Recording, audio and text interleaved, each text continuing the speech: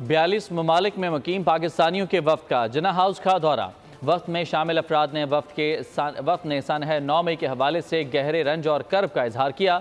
उनका कहना था कि 9 मई के शर्मनाक वाक़यात से आलमी सतह पर पाकिस्तान की बदनामी हुई।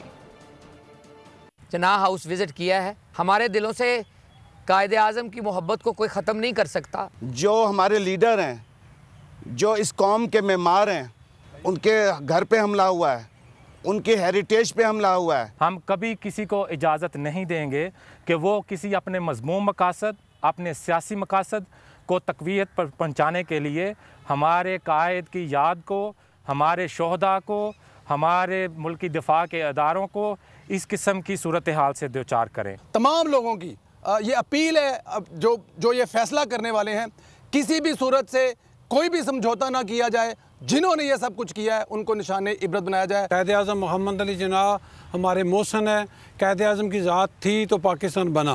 आज जो हमने अपनी आंखों से जो हालत देखी, यकीन करें कि बहुत दिल दुखा। हमारी जो है ये गुजारिश है अदालतों से भी कि इनको कड़ी से कड़ी सज़ा होनी चाहिए।